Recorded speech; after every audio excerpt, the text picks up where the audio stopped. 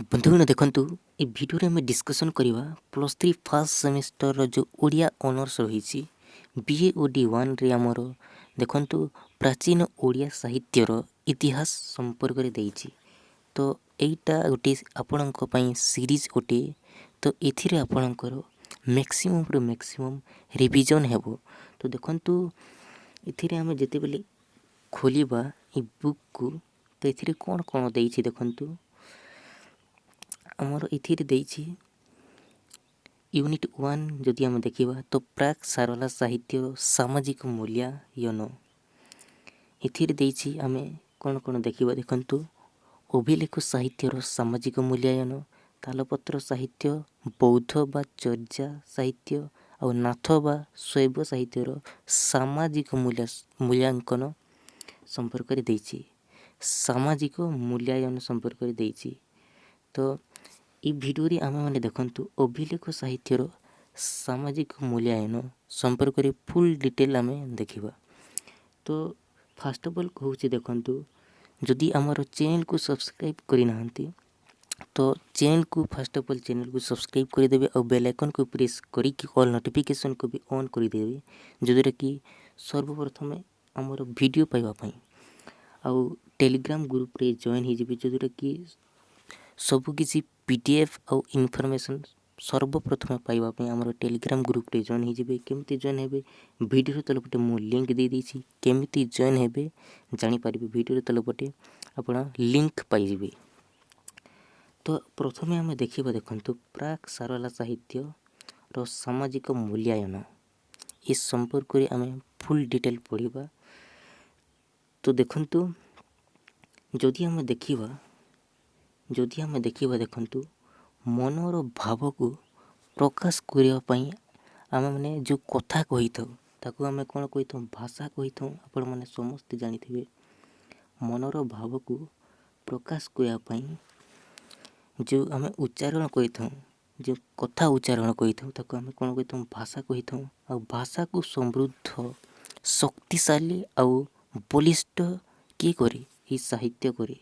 और ओडिया साहित्य संपर्क जदि आमे विचार करिबा तो यह देखंतु भाषा साहित्य और संस्कृति उपरे दृष्टि पड़ी थाए और ए तीनोटी उपादान भाषा साहित्य और संस्कृति ए तीनोटी उपादान जदि आमे देखिबा के आग और के पछ ताहा जेपरी कष्टकर ताहाकू जदि आमे निरूपण करिबा जेपरी कष्टकर सेहीपरी देखंतु इतिहासर कंकाल भितरु साहित्यर ई पृष्ठभूमि अन्वेषण करिबा मध्य सेहीपरी कष्टकर। तो देखंतु वर्तमानर आलोचकों द्वारा सबु दृष्टि विचार को नहीं कि देखंतु ई लिखनगत दृष्टि ई ओडिया साहित्य को केते भागरे विभक्त करा जायछि तीन भागरे विभक्त करा जायछि।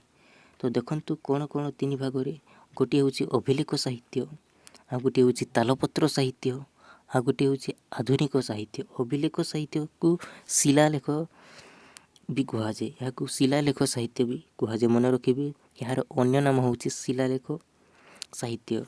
आ ई अभिलेख साहित्य ख्रीष्टपूर्व तृतीय शताब्दी रु पंचदश शताब्दी पर्यंत रही एटा को अभिलेख साहित्य कहा जाय। और तालपत्र साहित्य देखंतु सप्तम शताब्दी रु इटा 19 शताब्दी आउ इटा देखंतु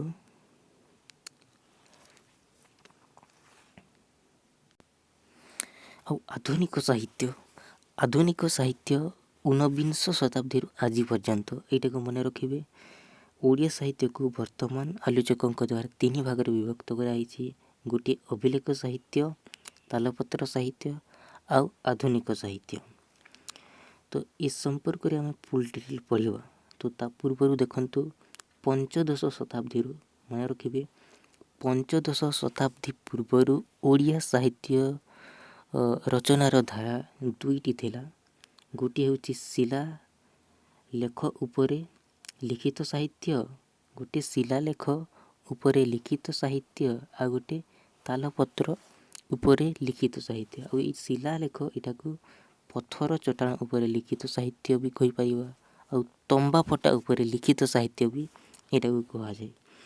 ତ ଯେଉଁ ପ୍ରଥମ ଧାରା ଥିଲା ଯେଉଁଟା ଶିଲା ଉପରେ ବା ପଥର ଚଟାଣ ଉପରେ ଯେଉଁ ଲିଖିତ ସାହିତ୍ୟ ଥିଲା, ଏଇଟା ବହୁତ ହିଁ କଷ୍ଟକର ଥିଲା, ବହୁତ ହିଁ ଖର୍ଚ୍ଚ କରିବା ପାଇଁ ପଡ଼ୁଥିଲା, ବହୁତ ହିଁ ଟଙ୍କା ବ୍ୟୟ କରିବା ପାଇଁ ପଡ଼ୁଥିଲା, ଆଉ ବହୁତ ହି ସମୟ ଲାଗୁଥିଲା। ଆଉ ଏଇଟା କେବଳ ଉଚ୍ଚ ବର୍ଗଙ୍କ ଦ୍ୱାରା କରାହେଉଥିଲା। ଏଇଟା କେବଳ ରାଜାମାନଙ୍କ ଦ୍ୱାରା କରାହେଉଥିଲା। ରାଜା ଯେମିତିକି ଦେଖନ୍ତୁ, ଯଦି ଉଦାହରଣ କଥା କହିବି, ଦେଖନ୍ତୁ ଖାରବେଲଙ୍କ ହାତୀଗୁମ୍ଫା ଶିଳାଲେଖ ଆଉ ଶତ୍ରୁଭଞ୍ଜଙ୍କ ଅସନପାଠ ଶିଳାଲେଖର ଉଦାହରଣ ଅଟେ। ତ ମନେ ରଖିବେ, ଖାରବେଲଙ୍କ କେଉଁ ଶିଳାଲେଖ, ଖାରବେଲଙ୍କ ଦ୍ୱାରା ଖୋଦିତ ଶିଳାଲେଖର ନାମ କ'ଣ ଯଦି ପଚାରିବ ତ ଆନ୍ସର୍ କ'ଣ କରିବେ? ହାତୀଗୁମ୍ଫା ଶିଳାଲେଖ। ଆଉ ଶତ୍ରୁଭଞ୍ଜଙ୍କ ହେଉଛି ଅସନପାଠ ଶିଳାଲେଖ। ମନେ ରଖିବେ, ଅସନପାଠ ଶିଳାଲେଖ ଏଇଟା କିଏ କରିଥିଲେ ଯଦି ଆପଣଙ୍କୁ ପଚାରିବ କ୍ୱେଶ୍ଚନ୍, ତ ଆନ୍ସର୍ କ'ଣ କରିବେ? ଶତ୍ରୁଭଞ୍ଜ କରିବେ।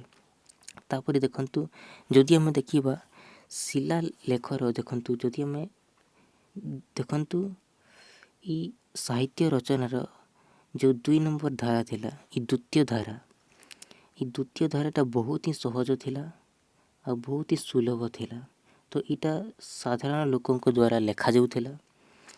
ଯେମିତିକି ଦେଖନ୍ତୁ, ଉଦାହରଣ କଥା ଯଦି କହିବି ତ ବୌଦ୍ଧ ଆଉ ନାଥ ସାହିତ୍ୟ ଏଇଟା ହେଇଯିବ ଦ୍ୱିତୀୟ ଧାରା। ତାପରେ ଦେଖନ୍ତୁ ଆଉ କ'ଣ ଦେଇଛି ଦେଖନ୍ତୁ, ଆଉ ଯଦି ଆମେ ଦେଖିବା, ଦେଖନ୍ତୁ ଖ୍ରୀଷ୍ଟପୂର୍ବ ତୃତୀୟ ଶତାବ୍ଦୀର ଏ ମଗଧ, ଦେଖନ୍ତୁ ଖ୍ରୀଷ୍ଟପୂର୍ବ ତୃତୀୟ ଶତାବ୍ଦୀରେ ମଗଧର ସମ୍ରାଟ ଥିଲେ ଅଶୋକ। ଏହି ସମୟରେ ଦେଖନ୍ତୁ ଓଡ଼ିଆ ଅଧିବାସୀଙ୍କ କଥିତ ଭାଷାରେ ଲେଖାଯାଇଥିଲା।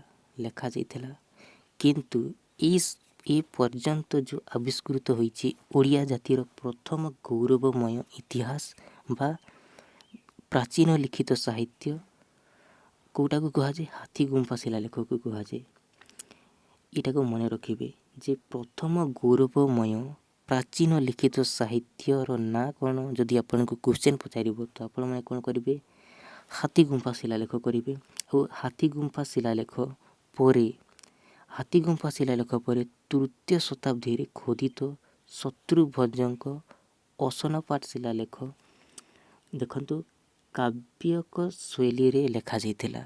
ଆଉ এই କାବ୍ୟିକ ଶୈଳୀରେ ଏଇଟା ସଂସ୍କୃତ ଭାଷାରେ ଆଉ ପରବର୍ତ୍ତୀ ସମୟରେ ଓଡ଼ିଆରେ ଖୋଦିତ ହେଲା। ଆଉ ଏ ସମୟରେ ଦେଖନ୍ତୁ, ତାପରେ ଦେଖନ୍ତୁ କପିନ୍ଦ୍ର ଦେବଙ୍କ ପର୍ଯ୍ୟନ୍ତ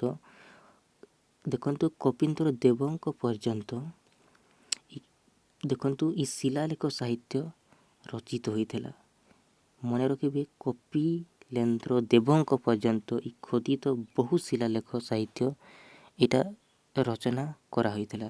ତାପରେ ଆଉ କ'ଣ ଦେଇଛି ଦେଖନ୍ତୁ, ଯଦି ଆମେ ଦେଖିବା, ପ୍ରଥମ ଆମର ରହିଛି ଅଭିଲେଖ ସାହିତ୍ୟର ସାମାଜିକ ମୂଲ୍ୟାୟନ ବା ଶିଳାଲେଖ ସାହିତ୍ୟର ସାମାଜିକ ମୂଲ୍ୟାୟନ। ତ ଦେଖନ୍ତୁ, ଯଦି ଆମେ ଦେଖିବା, ଓଡ଼ିଆ ସାହିତ୍ୟର ପ୍ରଥମ ଲିଖିତ ରୂପ ଆମର ପଥର ଦେହରେ ନିଏ। କେଉଁଥିରେ ନିଏ? ପଥର ଦେହରେ।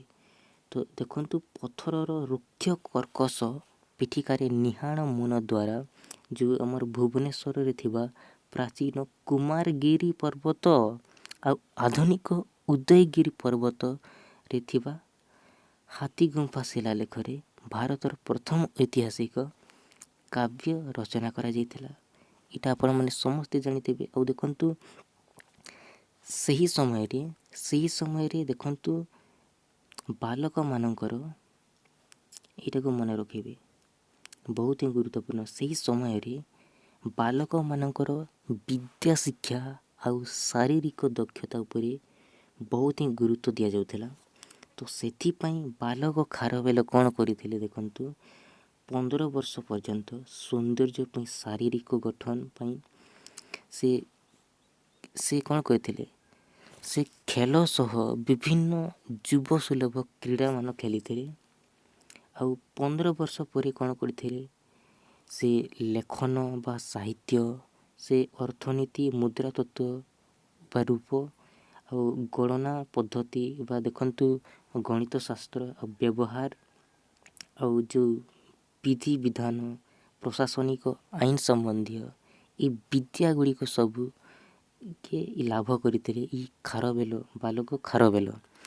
ଆଉ ଦେଖନ୍ତୁ 9 ବର୍ଷ ପର୍ଯ୍ୟନ୍ତ ଯୁବରାଜ ଭାବେ ସେ ରାଜ୍ୟ ଶାସନ କରିଥିଲେ। କିଏ ଖାରବେଳ 9 ବର୍ଷ ପର୍ଯ୍ୟନ୍ତ ସେ ବିଦ୍ୟା ଦେଖନ୍ତୁ ସେ 15 ବର୍ଷ ପର୍ଯ୍ୟନ୍ତ ସେ କ'ଣ କରିଥିଲେ, ସେ 15 ବର୍ଷ ପର୍ଯ୍ୟନ୍ତ ବିଭିନ୍ନ କ୍ରୀଡ଼ା ଖେଳିଥିଲେ। ସେ ବିଭିନ୍ନ ଶାରୀରିକ ଗଠନ ପାଇଁ ଖେଳ ସହ ବିଭିନ୍ନ କ୍ରୀଡ଼ା ଖେଳିଥିଲେ। ଆଉ 9 ବର୍ଷ କାଳ ପର୍ଯ୍ୟନ୍ତ ସେ ଯୁବରାଜ ଭାବେ ରାଜ୍ୟ ଶାସନ କଲେ। ଆଉ ରାଜ୍ୟ ଶାସନ କରିବା ପରେ ସେ 24 ବର୍ଷ ବୟସରେ ସେ ରାଜା ହୋଇଥିଲେ। ଆଉ ଜାଣିବେ, ମନେ ରଖିବେ 24 ବର୍ଷ ବୟସରେ ସେ ରାଜା ହେଇଥିଲେ ବାଲକ ଖାରବେଳ। ଆଉ ଦେଖନ୍ତୁ ଯଦି ଆମେ ଦେଖିବା ଇ ଉପର ଏତିକି ଜିନିଷକୁ ଯଦି ଆମେ ଦେଖିବା ତାହେଲେ ଜାଣିବା ଯେ ସେ ସମୟରେ କ'ଣ ହେଉଥିଲା ନା, ଦେଖନ୍ତୁ ଉପଯୁକ୍ତ ଶିକ୍ଷା ସହିତ ଶାସନ କାର୍ଯ୍ୟ ପରେ ରାଜ୍ୟ ଶାସନର ଦାୟିତ୍ୱ ଦିଆଯାଉଥିଲା। ଦେଖନ୍ତୁ ଶିକ୍ଷା ସହିତ ସେ ସମୟରେ ଶାସନ କାର୍ଯ୍ୟ ବି ଦିଆଯାଉଥିଲା ଆଉ ରାଜ୍ୟ ଶାସନର ଦାୟିତ୍ୱ ଦିଆଯାଉଥିଲା। ତାଙ୍କୁ ରାଜ୍ୟ ଶାସନର ମଧ୍ୟ ଦାୟିତ୍ୱ ଦିଆଯାଉଥିଲା। ଆଉ ଏହି ସମୟରେ ଦେଖନ୍ତୁ ଏହି ଉକ୍ତିରୁ ଆମେ ଜାଣିବାକୁ ପାଇଲେ ଯେ ସେ ସମୟରେ ସାହିତ୍ୟ, ଅର୍ଥନୀତି, ଗଣିତ, ଆଇନ ଆଦି ଶିକ୍ଷା ବ୍ୟବସ୍ଥା ପ୍ରଚଳିତ ଥିଲା। ତ ଜାଣିଗଲେ। ତାପରେ ଦେଖନ୍ତୁ ଏବେ କ'ଣ ଦେଇଛି, ଦେଖନ୍ତୁ ଇ କଳିଙ୍ଗ ମେଘବଂଶୀୟ ତୃତୀୟ ରାଜା ଭାବେ ଦେଖନ୍ତୁ ଖାରବେଳ କ'ଣ କରିଥିଲେ, କଳିଙ୍ଗର ମେଘବଂଶୀୟ ତୃତୀୟ ରାଜା ଭାବେ ଏଇଟାକୁ ମନେ ରଖିବେ। ଦେଖନ୍ତୁ କଳିଙ୍ଗର ମେଘବଂଶୀୟ ତୃତୀୟ ରାଜା ଭାବେ 24 ବର୍ଷ ବୟସର ଖାରବେଳ ଯେତେବେଳେ 24 ବର୍ଷ ବୟସରେ ରାଜା ହେଇଥିଲେ, ତ 24 ବର୍ଷ ବୟସର ଖାରବେଳ ଖ୍ରୀଷ୍ଟପୂର୍ବ 40ରେ କଳିଙ୍ଗ ସିଂହାସନ ଆରୋହଣ କରିଥିଲେ। ସେ ପ୍ରଥମେ କଳିଙ୍ଗ ସିଂହାସନ ଆରୋହଣ କରିଥିଲେ। ଆଉ 13 ବର୍ଷ ଦେଖନ୍ତୁ ଯେତେବେଳେ 13 ବର୍ଷର ଶାସକୀୟ ପ୍ରତିଭା ନିଜର ଆଂଶିକ ଯେଉଁ ପରିଚୟ ଦିଏ, ଦେଖନ୍ତୁ 13 ବର୍ଷ ପର୍ଯ୍ୟନ୍ତ ଏଇଟାକୁ ମନେ ରଖିବେ। 13 ବର୍ଷ ସେ ଶାସନ କରିଥିଲେ। ଯେତେବେଳେ ଶାସନ କରିଥିଲେ ଶିକ୍ଷା, ଦୀକ୍ଷା, ରାଜ୍ୟ ନିର୍ମାଣ ଆଉ ଯେଉଁ ଶାସନ କରିଥିଲେ, ଯେଉଁ ବିଜୟ କରିଥିଲେ ଓଡ଼ିଶା, ଦେଖନ୍ତୁ ବିଜୟ ବାର୍ତ୍ତା ଓଡ଼ିଶାର କଲା, ସଂସ୍କୃତି, ବିଜ୍ଞାନ ଆଉ ଓଡ଼ିଆ ଜାତୀୟତା ଇତ୍ୟାଦି ଯେତେବେଳେ ବର୍ଣ୍ଣନା କଲାବେଳେ ଓଡ଼ିଆ କାବ୍ୟର ଯେଉଁ ଛଟାର ସାହାଯ୍ୟ ନେଇଛନ୍ତି, ତାହା ହିଁ ପ୍ରମାଣ କରିଥାଏ ଯେ ଓଡ଼ିଆ ଜାତି ଅତୀତରେ ସାହସୀ, ଜାତିନିଷ୍ଠ, କର୍ତ୍ତବ୍ୟପରାୟଣ, ସ୍ୱାଭିମାନୀ, ସାହିତ୍ୟ ଆଉ ସଂସ୍କୃତି ଅନୁରାଗୀ ଥିଲା। ଆଉ ଏଥିପାଇଁ ପୁଣି କ'ଣ ହେଲା ନା, ଏ କଳିଙ୍ଗର ସୈନ୍ୟ ସଂଖ୍ୟା, ଲୋକ ସଂଖ୍ୟା ଆଉ ଯୁଦ୍ଧ ବ୍ୟବସ୍ଥା ଆଉ ପ୍ରଜା ପାଳନ ଆଉ ଘର, ପୁଷ୍କରଣୀ, କେନାଲ ନିର୍ମାଣ ଆଦି ମାନବିକ ପରମ୍ପରାର ଅପୂର୍ବ ନିଦର୍ଶନ ଆଉ ବିସ୍ତୃତ ସୂଚନା ମିଳିଥାଏ। ଆଉ ଯଦି ଆମେ ଦେଖିବା ଏହି ଶିଳାଲେଖ ପ୍ରମାଣିତ କରିଥାଏ ଓଡ଼ିଆ ଜାତି ସମଗ୍ର ଭାରତବର୍ଷକୁ ପ୍ରଥମ ଲେଖକ ଜାତି ଭାବରେ ଦେଖନ୍ତୁ ପଥର ଦେହରେ ସାହିତ୍ୟ ସୃଷ୍ଟି କରି ପରବର୍ତ୍ତୀ ଶାସକଙ୍କ ପଥ ପ୍ରଦର୍ଶନ ସାଜିଛି। ତ ଦେଖନ୍ତୁ ଯଦି ଆମେ ଦେଖିବା ସେ ସମୟରେ ସାମାଜିକ ବ୍ୟବସ୍ଥାର ମୁଖ୍ୟ ଅଙ୍ଗ କ'ଣ ଥିଲା, ତ ସେ ସମୟରେ ଦେଖନ୍ତୁ କୃଷି ଥିଲା। କୃଷି ଥିଲା ସେ ସମୟରେ ସାମାଜିକ ବ୍ୟବସ୍ଥାର ମୁଖ୍ୟ ଅଙ୍ଗ। ଆଉ ରାଜ୍ୟ ଅପେକ୍ଷା କୃଷି ଆଉ ଦେଖନ୍ତୁ କୃଷକର ସୁରକ୍ଷା ଥିଲା ସେ ସମୟରେ ଶାସକଙ୍କର ମୁଖ୍ୟ ଦାୟିତ୍ୱ। ଆଉ ଆଜିକାଲି ସେ ସମୟରେ ଦେଖନ୍ତୁ ଆଜି ଭଳି ସେ ସମୟରେ ଚାଷୀଙ୍କ ଅର୍ଥନୈତିକ ବ୍ୟବସ୍ଥା ସ୍ୱଚ୍ଛଳ ନଥିଲା। ସ୍ୱଚ୍ଛଳ ନଥିବାରୁ ଦେଖନ୍ତୁ ଆଜି ଭଳି ସେ ସମୟରେ ଚାଷୀଙ୍କ ଅର୍ଥନୈତିକ ଅବସ୍ଥା ସ୍ୱଚ୍ଛଳ ନଥିବାରୁ ପ୍ରତ୍ୟେକ ଯୁଦ୍ଧ ଅଭିଯାନରେ ରାଜ୍ୟବାସୀଙ୍କ ଉପରୁ କର ଛାଡ଼ କରିବା ସହିତ ବିଭିନ୍ନ ଉତ୍ସବ ମାଧ୍ୟମରେ ଧନ ସମ୍ପତ୍ତି ବି ଦାନ କରୁଥିଲେ। ଏଇଟାକୁ ମନେ ରଖିବେ। ତାପରେ ଦେଖନ୍ତୁ ଆଉ କ'ଣ ଦେଇଛି, ଯଦି ଆମେ ଏଇଟା ଥିଲା ଆମର ସାମାଜିକ, ଏଇଟା ଥିଲା ଆମର ଶିଳାଲେଖ ସାହିତ୍ୟର ସାମାଜିକ ମୂଲ୍ୟାୟନ ବା ଅଭିଲେଖ ସାହିତ୍ୟର ସାମାଜିକ ମୂଲ୍ୟାୟନ। ଏବେ ଆମେ ଦେଖିବା ତା'ର ସାଂସ୍କୃତିକ କ'ଣ ଥିଲା। ଦେଖନ୍ତୁ ଶିଳାଲେଖରେ ସାଂସ୍କୃତିକ କ'ଣ କ'ଣ ଥିଲା ତାକୁ ଆମେ ଏବେ ଡିସ୍କସନ୍ କରିବା। ଦେଖନ୍ତୁ ଆପଣମାନେ ମନେ ରଖିବେ, ଭରତ ମୁନି, ଯିଏକି ନାଟ୍ୟଶାସ୍ତ୍ରର ରଚୟିତା ହେଉଛି ଭରତ ମୁନି, ଯିଏକି ସେ ଦେଖନ୍ତୁ ଭରତ ମୁନି ତାଙ୍କ ନାଟ୍ୟଶାସ୍ତ୍ରରେ ଯେଉଁ ଲେଖିଥିଲେ ଉଡ୍ର, ଦ୍ରାବିଡ଼, ଶବର, ଆଭୀର, ଚାଣ୍ଡାଲ, ବନଚର ଆଦି ମୂଳ ଜନଜାତିଙ୍କ ଏହି ଭୂଖଣ୍ଡର କିନ୍ତୁ କେବଳ ଶବର ଦେବତା ଶ୍ରୀ ଜଗନ୍ନାଥଙ୍କୁ ଆରାଧ୍ୟ ଦେବତା ଭାବରେ ଗ୍ରହଣ କରିନେଇଥିବାରୁ ଅତୀତରୁ ବର୍ତ୍ତମାନ ପର୍ଯ୍ୟନ୍ତ ଓଡ଼ିଆ ସଂସ୍କୃତିର ସ୍ୱରୂପ କେବଳ ପରିବର୍ତ୍ତିତ ହୋଇକି ରହିଛି। ତ ଦେଖନ୍ତୁ ଯଦି ଆମେ ଦେଖିବା, ଦେଖନ୍ତୁ ଇତିହାସରୁ ଜଣାଯାଏ ଯେ ଅଶୋକ, ମନେ ରଖିବେ ଇତିହାସରୁ ଜଣାଯାଏ, ଦେଖନ୍ତୁ ଇତିହାସରୁ ଆମର କ'ଣ ଜଣାଯାଏ, ଖ୍ରୀଷ୍ଟପୂର୍ବ 3ୟ ଶତାବ୍ଦୀ ଆଉ ଖାରବେଳ। ଦେଖନ୍ତୁ ଅଶୋକ ଖ୍ରୀଷ୍ଟପୂର୍ବ 3ୟ ଶତାବ୍ଦୀ ଆଉ ଖାରବେଳ ଖ୍ରୀଷ୍ଟପୂର୍ବ 1ମ ଶତାବ୍ଦୀର ବହୁ ପୂର୍ବରୁ କ'ଣ କରିଥିଲେ ନା, ଦେଖନ୍ତୁ ଏଇ ମାଟିର ଗୌରବ ସଂସ୍କୃତି ଲାଭ କରିଥିଲେ କିଏ, ଅଶୋକ ଆଉ ଖାରବେଳ। ତ ଅଶୋକ ସେତେବେଳେ ବୌଦ୍ଧ ଥିଲେ ଆଉ ଖାରବେଳ ଜୈନ ଥିଲେ। ତ ଉଭୟ କ'ଣ କରୁଥିଲେ ନା ଶାସନ ସମୟରେ ମିଶିକି ଅସଂଖ୍ୟ ଯୁଦ୍ଧ କରି ରାଜ୍ୟ ବିସ୍ତାର କରିଥିଲେ। ଆଉ ଶେଷରେ ଦେଖନ୍ତୁ ଶେଷ ଜୀବନରେ କ'ଣ ହୋଇଥିଲା, ସେମାନଙ୍କର ବୌଦ୍ଧ ଆଉ ଜୈନର ମାର୍ଗକୁ ଅବଲମ୍ବନ କରିଥିଲେ। ତେଣୁ ଅଶୋକ ଆଉ ଖାରବେଳଙ୍କ ଶିଳାଲେଖରୁ ଓଡ଼ିଆ ସଂସ୍କୃତିର ଛିଟାକୁ ଦୃଷ୍ଟାନ୍ତ ରୂପେ ଗ୍ରହଣ କରାଯାଇପାରେ। ତ ଯଦି ଆମେ ଦେଖିବା ଅଶୋକ କଥା ଯଦି ଆମେ ଦେଖିବା, ଦେଖନ୍ତୁ ଅଶୋକ ଶିଳାଲେଖ ପ୍ରମାଣ କରେ ଯେ ଏହି ମାଟିର ସଂସ୍କୃତି ପ୍ରାଣତାକୁ ରାଜା ଚଣ୍ଡାଶୋକକୁ ଧର୍ମାଶୋକରେ ପରିଣତ କରିଦେଇଥିଲା। ଆଉ ସେଥିପାଇଁ ତାଙ୍କ ଶିଳାଲେଖରେ କୁହାଯାଇଛି, କ'ଣ କୁହାଯାଇଛି ଦେଖନ୍ତୁ, ପୂର୍ବେ ବହୁ ଶତ ବର୍ଷ ପର୍ଯ୍ୟନ୍ତ ପଶୁ ଆଉ ପ୍ରାଣୀ ଗୁଡ଼ିକୁ ହତ୍ୟା କରାଯାଉଥିଲା, ଆଉ ଜୀବିତ ମାନଙ୍କୁ କଷ୍ଟ ଦିଆଯାଉଥିଲା, ଆଉ ବନ୍ଧୁମାନଙ୍କୁ ଅସମ୍ମାନିତ କରାଯାଉଥିଲା, ଆଉ ଶ୍ରବଣ ଆଉ ବ୍ରାହ୍ମଣମାନଙ୍କୁ ଅଗୌରବ କରାଯାଉଥିଲା। ଏଇଟାକୁ ମନେ ରଖିବେ, ବହୁତ ହି ଇମ୍ପୋର୍ଟାଣ୍ଟ। ତାପରେ ଦେଖନ୍ତୁ ଖାରବେଳ କଥା, ଯଦି ଆମେ ଖାରବେଳ କଥା ଦେଖିବା, ଦେଖନ୍ତୁ ଖାରବେଳଙ୍କ ଶିଳାଲେଖରେ ଉତ୍କଳୀୟ ସଂସ୍କୃତିର ଜୀବନ୍ତ ପ୍ରତିଛବି ଅନୁଭବ କରିହୁଏ। ଆଉ ଖ୍ରୀଷ୍ଟପୂର୍ବ 6ଠ ଶତାବ୍ଦୀ ବେଳକୁ ଏହି ଦେଶରେ ଜୈନ ଧର୍ମର ପ୍ରଚାର କାର୍ଯ୍ୟ ଆରମ୍ଭ ହୋଇଥିଲେ। ଦେଖନ୍ତୁ ଖାରବେଳ ହିଁ ଥିଲେ ମୁଖ୍ୟ।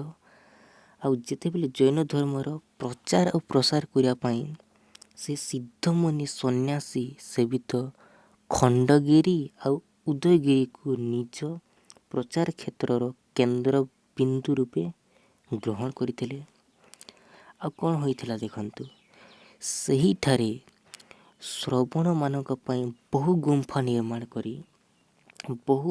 ନିର୍ମାଣ କରି ନିଜ ରାଜତ୍ୱର ବିବରଣୀ ପ୍ରଦାନ ପୂର୍ବକ ଗୋଟିଏ ଶିଳାଲେଖ ଖୋଦନ କରିଥିଲେ। ଆଉ ଏହି ଶିଳାଲେଖରେ ତାଙ୍କ ରାଜତ୍ୱର 13 ବର୍ଷ ଯେଉଁ ଶାସନ କରିଥିଲେ, 13 ବର୍ଷର ଗୁରୁତ୍ୱପୂର୍ଣ୍ଣ ଘଟଣା ସବୁ କାବ୍ୟିକ ଶୈଳୀରେ ସେ ଲିପିବଦ୍ଧ କରାଯାଇଥିବା କଥା ପୂର୍ବରୁ ସେଥିରେ ବର୍ଣ୍ଣନା କରିଥିଲେ ଏହି ଶିଳାଲେଖରେ। ଆଉ ଅଶୋକଙ୍କ ଏହି ଶିଳାଲେଖ ଦେଖନ୍ତୁ, ଯଦି ଆମେ ଦେଖିବା, ଦେଖନ୍ତୁ ଅଶୋକଙ୍କ ଶିଳାଲେଖ ଏହି ଖାରବେଲଙ୍କ ଶିଳାଲେଖ ପରି ନୁହେଁ। ଅଶୋକଙ୍କ ଶିଳାଲେଖ ପରି ଏହି ଖାରବେଲଙ୍କ ଶିଳାଲେଖ ନୁହେଁ, ଏଇଟା ଅଲଗା। ଅଶୋକଙ୍କ ଶିଳାଲେଖ ଅଲଗା ଆଉ ଖାରବେଲଙ୍କ ଶିଳାଲେଖ ଅଲଗା, ମନେ ରଖିବେ। ଦେଖନ୍ତୁ ଏଥିରେ କ'ଣ ଲେଖା ହେଇଛି ଖାରବେଲଙ୍କ ଶିଳାଲେଖରେ। ଦେଖନ୍ତୁ ଏଥିରେ ନୀତିବାଣୀ ପରିବର୍ତ୍ତେ ଖାରବେଲ ଯେଉଁ ସବୁ ରାଜ୍ୟ ଜୟ କରିଥିଲେ, ଯେଉଁ ପ୍ରଶାସନ, ଦେଖନ୍ତୁ ଜନହିତକାରୀ କାର୍ଯ୍ୟ ସମ୍ପାଦନ କରିଥିଲେ, ଯେଉଁ ସବୁ ସେ ଏଇ ଖାରବେଲଙ୍କ ଏହି ଶିଳାଲେଖରେ ଉଲ୍ଲେଖ କରାହୋଇଛି। ଆଉ ସେହି ସବୁର ଯେଉଁ ଉଲ୍ଲେଖରୁ ଜଣାଯାଏ ଯେ ଖାରବେଲ ରାଜ୍ୟର ସୌନ୍ଦର୍ଯ୍ୟ ବୃଦ୍ଧି କରାଇବା ଦିଗରେ ବିଶେଷ ଯତ୍ନବାନ ଥିଲେ। ଏଇଟାକୁ ମନେ ରଖିବେ, ରାଜ୍ୟର ସୌନ୍ଦର୍ଯ୍ୟ ବୃଦ୍ଧି କରାଇବା ଦିଗରେ ସେ ବିଶେଷ ଯତ୍ନବାନ ଥିଲେ ଖାରବେଲ। ଆଉ ଦେଖନ୍ତୁ ଆଉ କ'ଣ ଲେଖା ହେଇଛି, ଏଥିରେ ଲେଖା ହେଇଛି ସେ ସମୟରେ ଓଡ଼ିଆ ଆଉ ଓଡ଼ିଆବାସୀ ସଙ୍ଗୀତ ଆଉ ଉତ୍ସବ ପ୍ରେମୀ ଥିଲେ ସେ ସମୟରେ। ଆଉ ସେଇଥିପାଇଁ ରାଜତ୍ୱର ତୃତୀୟ ବର୍ଷ ଆଉ ସପ୍ତମ ବର୍ଷରେ ଗାନ୍ଧର୍ବ ବିଦ୍ୟାରେ, ଏଇଟାକୁ ମନେ ରଖିବେ, ଗାନ୍ଧର୍ବ ବିଦ୍ୟାରେ ପାରଙ୍ଗମ ବ୍ୟକ୍ତିମାନଙ୍କ ଆମନ୍ତ୍ରଣ କରି ଦେଖନ୍ତୁ ନଗରବାସୀଙ୍କୁ ଆମୋଦିତ କରିବା ପାଇଁ ଗୀତ, ବାଦ୍ୟ, ନୃତ୍ୟ ଆଉ ଉତ୍ସବ ସମ୍ପାଦନ କରିଥିଲେ। ଆଉ ପ୍ରଜା ମଙ୍ଗଳ ପାଇଁ ସେ ଯେଉଁ ସବୁ କାର୍ଯ୍ୟ କରିଥିଲେ ସେଥିରୁ ଜଣେ ସଂସ୍କୃତ ଅଧୀଶ୍ୱର ଥିଲେ ବୋଲି ଜଣାଯାଏ। ଏଇଟାକୁ ମନେ ରଖିବେ। ତାପରେ ଦେଖନ୍ତୁ ପରବର୍ତ୍ତୀ ଆଉ କ'ଣ ଦେଇଛି, ଦେଖନ୍ତୁ ଖାରବେଲଙ୍କ ପରେ ଓଡ଼ିଶାରୁ ପ୍ରାପ୍ତ ଶିଳାଲେଖ ସଂସ୍କୃତ ଭାଷାରେ ଲେଖାଯାଉଥିଲା। କେବଳ ସଂସ୍କୃତ ଭାଷାରେ ଯେତେବେଳେ ଲେଖା ହେଉଥିଲା ନା, ସେତେବେଳେ ଓଡ଼ିଆ ସମାଜର ସାଂସ୍କୃତିକ ଦିଗ ବିଷୟରେ ଯଥେଷ୍ଟ ସୂଚନା ମିଳିଥାଏ। ଯେ ତୃତୀୟ ଶତାବ୍ଦୀ, ମନେ ରଖିବେ, ତୃତୀୟ ଶତାବ୍ଦୀର ରାଜା ଶତ୍ରୁଭଞ୍ଜଙ୍କ ଅଶ୍ନପାଠ ଶିଳାଲେଖ ଆଉ ସପ୍ତମ ଶତାବ୍ଦୀର ଓଡ଼ିଆ ଶାସକ ଆମର ଥିଲେ ଦଣ୍ଡୀ ମହାଦେବୀଙ୍କ ତାମ୍ରପତ୍ର। ଆଉ ଦେଖନ୍ତୁ ଆଉ ଶିଳାଲେଖ ସଂସ୍କୃତ ଭାଷାରେ କାବ୍ୟ ଶୈଳୀରେ ରଚନା ହୋଇଥିଲେ ମଧ୍ୟ, ଆଉ ଏଇଗୁଡ଼ିକ କ'ଣ ହୋଇଥିଲା ନା ସେ ସମୟର ଓଡ଼ିଆ ସଂସ୍କୃତିର ଜୀବନ୍ତ ପ୍ରତିଛବି ବହନ କରିଥିଲା। କେଉଁଟାକୁ ମନେ ରଖିବେ, ତୃତୀୟ ଶତାବ୍ଦୀର ରାଜା ଶତ୍ରୁଭଞ୍ଜଙ୍କ ଅଶ୍ନପାଠ ଶିଳାଲେଖ ଆଉ ସପ୍ତମ ଶତାବ୍ଦୀର ଓଡ଼ିଆ ଶାସକ ଥିବା ଦଣ୍ଡୀ ମହାଦେବୀଙ୍କ ତାମ୍ରପତ୍ର। ଏଇ ଦୁଇଟା କ'ଣ କରିଥିଲେ ନା, ଏଇ ଦୁଇଟା ଓଡ଼ିଆ ସଂସ୍କୃତିର ଜୀବନ୍ତ ପ୍ରତିଛବି ବହନ କରିଥିଲା। ମନେ ରଖିବେ, ଶତ୍ରୁଭଞ୍ଜଙ୍କ ଅଶ୍ନପାଠ ଶିଳାଲେଖ ଆଉ ଦଣ୍ଡୀ ମହାଦେବୀଙ୍କ ତାମ୍ରପତ୍ର। ତ ଏଇଟା ଥିଲା ସାଂସ୍କୃତିକ କଥା। ଏବେ ଦେଖିବା ଆମେ ଧାର୍ମିକ ସ୍ଥିତି। ତ ଶିଳାଲେଖର ଧାର୍ମିକ କଥା ଯଦି ଆମେ ଦେଖିବା, ଦେଖନ୍ତୁ ଓଡ଼ିଆ ସାହିତ୍ୟର ପ୍ରାଚୀନ ସ୍ୱରୂପ ଖାରବେଲଙ୍କ ହାତୀଗୁମ୍ଫା ଶିଳାଲେଖରେ ଯେତେବେଳେ ଆମେ ଦେଖିବା, କ'ଣ ଦେଖିବା, ଫାଷ୍ଟ ଅଫ୍ ଅଲ୍ ଦେଖନ୍ତୁ କାବ୍ୟ ଶୈଳୀରେ ଲିଖିତ ଏହି ଶିଳାଲେଖର ଆରମ୍ଭରେ କ'ଣ ଲିଖିତ ହୋଇଥିଲା। ଦେଖନ୍ତୁ ଗୋଟିଏ ମନ୍ତ୍ର, ଦେଖନ୍ତୁ ଗୋଟିଏ ପ୍ରଥମ ଧାଡ଼ିରେ କ'ଣ ଲେଖା ହେଇଥିଲା। ଦେଖନ୍ତୁ ଶିଳାଲେଖରେ ଏଥିରେ ଲେଖା ହେଇଥିଲା ଯେ ନମୋ ହରାହଂତାନମ୍ ନମୋ ଶବସିଦ୍ଧାନମ୍। ଏଇଟା ପ୍ରଥମ ଧାଡ଼ିରେ ଲେଖା ହେଇଥିଲା। ଖାରବେଲଙ୍କ ଶିଳାଲେଖର ପ୍ରଥମ ଧାଡ଼ିରେ ଲେଖା ହେଇଥିଲା ଯେ ନମୋ ହରାହଂତାନମ୍ ନମୋ ଶବସିଦ୍ଧାନମ୍। ଏହା ମାନେ କ'ଣ, ଦେଖନ୍ତୁ ଅର୍ହତମାନଙ୍କୁ ନମସ୍କାର ଆଉ ସମସ୍ତ ସିଦ୍ଧଙ୍କୁ ନମସ୍କାର। ଏଇଟା ସୂଚିତ କରାଇଥାଏ ଯେ ସେ ସମୟର ଧାର୍ମିକ ଚିନ୍ତାଧାରାକୁ ଆଉ ସେହି ସମୟରେ ସାମାଜିକ ଆଉ ସାଂସ୍କୃତିକ ବ୍ୟବସ୍ଥାରେ ଥିବା ଧର୍ମର ଗୁରୁତ୍ୱପୂର୍ଣ୍ଣ ଭୂମିକା ସ୍ପଷ୍ଟ ପ୍ରମାଣ କରେ। ଆଉ ଶିଳାଲେଖ ଆରମ୍ଭ ଏହି ପ୍ରଥମ ଧାଡ଼ି ହେଉଛି ଶିଳାଲେଖର ପ୍ରଥମ ଧାଡ଼ି ହେଉଛି ଏହି ଦୁଇଟି। ଏହି ପ୍ରଥମ ଧାଡ଼ି ହେଉଛି ଶିଳାଲେଖର ପ୍ରଥମ ଧାଡ଼ି ନମୋ ଅରାହମ ତାନମ୍ ନମୋ ଶବସିଧାନମ୍। ଏଇଟାକୁ ମନେ ରଖିବେ। ଆଉ ଯଦି ଆମେ ଦେଖିବେ ଦେଖନ୍ତୁ ଖଣ୍ଡଗିରିର କୁମାର ପର୍ବତରେ ଜୈନ ଧର୍ମ ସଭା ଆୟୋଜନ କରାଯାଇଥିଲା। ଆଉ କଲା ଆଉ ଭାସ୍କର୍ଯ୍ୟର ପ୍ରତୀକ ଉଦୟଗିରିର କୁମାରୀ ପର୍ବତକୁ କାଟି ପ୍ରସ୍ତୁତ ହୋଇଥିବା ରାଣୀ ଗୁମ୍ଫା ସମ୍ମୁଖରେ ମଞ୍ଚପୁରୀ ଥିଲା ବିଭିନ୍ନ ଧାର୍ମିକ ସମ୍ପ୍ରଦାୟର ଆଲୋଚନା କେନ୍ଦ୍ର। ମନେ ରଖିବେ ରାଣୀ ଗୁମ୍ଫା ସମ୍ମୁଖରେ ଥିବା ମଞ୍ଚପୁରୀ ଥିଲା ବିଭିନ୍ନ ଧାର୍ମିକ ସମ୍ପ୍ରଦାୟର ଆଲୋଚନା କେନ୍ଦ୍ର। ଆଉ ସେଇଥିପାଇଁ ଶିଳାଲେଖର ଦେଖନ୍ତୁ 14ରୁ 17 ଧାଡ଼ି ମଧ୍ୟରେ ତ୍ରୟୋଦଶ ବର୍ଷରେ ବିଜୟ ଚକ୍ର କୁମାରୀ ପର୍ବତରେ ଜପୋଦ୍ଧ୍ୟାପକ ରାଜବୃତ୍ତି ଭୋଗୀ ଆଉ ଝିନ ବସ୍ତ୍ରଧାରୀ ଆଉ ବର୍ଷାବାସୀ ଅର୍ହତଙ୍କ ଶରୀର ବିଶ୍ରାମ ନିମନ୍ତେ ଏହି ଖାରବେଳ ଜୀବଦେହଙ୍କ ପାଇଁ ଆଶ୍ରୟସ୍ଥଳୀ କରିଦେଇଥିଲେ। ଆଉ ସେଇ ସବୁ ଧର୍ମକୁ ସମାନ ଦୃଷ୍ଟିରେ ଦେଖୁଥିଲେ ଖାରବେଳ ଆଉ ସମସ୍ତଙ୍କୁ ସମାନ କରୁଥିଲେ। ଆଉ ଖାରବେଳ ସମସ୍ତ ଉନ୍ନତି ପାଇଁ ଲକ୍ଷ ଲକ୍ଷ ଟଙ୍କା ଖର୍ଚ୍ଚ କରୁଥିଲେ। ଆଉ ସବୁ ଧର୍ମକୁ ସବୁ ଦେବତାକୁ ସମାନ ଭାବେ ସମ୍ମାନ ଦେବା ଆଉ ଏ ଜାତିର ଗୋଟିଏ ବିଶିଷ୍ଟ ଗୁଣ ଏ ଖାରବେଳଙ୍କ ଶିଳାଲେଖରୁ ହିଁ ଜଣାପଡ଼େ। ଦେଖନ୍ତୁ ତେଣୁକରି ଦେଖନ୍ତୁ ଏ ଖାରବେଳଙ୍କ ପରି ଓଡ଼ିଶାରେ ଯେତିକି ବି ରାଜା ରାଜତ୍ୱ କରିଛନ୍ତି, ଯେତିକି ବି ରାଜା ଆସିଛନ୍ତି ଏ ଖାରବେଳଙ୍କ ସମୟରେ ପ୍ରାୟ ସମସ୍ତେ ସବୁ ଧର୍ମକୁ ସମାନ ଦେଇ ଆସିଛନ୍ତି। ତ ଏତିକି ଥିଲା ଏଇଟା ଧର୍ମ ସମ୍ପର୍କରେ। ତ ଏବେ ମୁଁ ଆପଣଙ୍କୁ କ୍ୱେଶ୍ଚନ୍ ଦେଉଛି, ଏଇଟା ଆପଣଙ୍କ ପାଇଁ ଟାସ୍କ ଅଟେ ଯେ ହାତୀଗୁମ୍ଫା ଶିଳାଲେଖ ରଚନାର ସାମାଜିକ ପୃଷ୍ଠଭୂମି ସମ୍ପର୍କରେ ଆଲୋଚନା କର। ତ ଏଇଟାର ଆନ୍ସର୍ କ'ଣ ହେବ ମୋତେ ଲେଖିବେ ଆଉ ଟେଲିଗ୍ରାମ ଗ୍ରୁପ୍ରେ ସେୟାର କରିବେ। ଆମର ଟେଲିଗ୍ରାମ ଗ୍ରୁପ୍ର ନାଁ ହେଉଛି ପ୍ରେପ୍ ଲର୍ନ। ଆପଣମାନେ କ'ଣ କରିବେ ଦେଖନ୍ତୁ ଟେଲିଗ୍ରାମ ଗ୍ରୁପ୍ରେ କେମିତି ଜଏନ୍ ହେବେ ଭିଡ଼ିଓର ତଳେ ଗୋଟେ ମୁଁ ଲିଙ୍କ୍ ଦେଇଦେଇଛି, ଆପଣମାନେ ଦେଖିକି ଜାଣିପାରିବେ କେମିତି ଜଏନ୍ ହେବେ। ନହେଲେ ଏବେ ଦେଖନ୍ତୁ କେମିତି କରିବେ ଗୁଗୁଲ୍ ପ୍ଲେ ଷ୍ଟୋର୍କୁ ଯିବେ ଆଉ ସର୍ଚ୍ଚ କରିବେ ଟେଲିଗ୍ରାମ ଗ୍ରୁପ୍। ଆଉ ଦେଖନ୍ତୁ ଟେଲିଗ୍ରାମ ଆପ୍ଲିକେସନ୍ ଡାଉନଲୋଡ଼୍ କରିବେ ଗୁଗୁଲ୍ ପ୍ଲେ ଷ୍ଟୋର୍ରୁ। ଆଉ ଲଗ୍ଇନ୍ କଲା ପରେ ଏ ଟେଲିଗ୍ରାମର ସର୍ଚ୍ଚ ବାର୍ରେ କ'ଣ କରିବେ ନା ପ୍ରେପ୍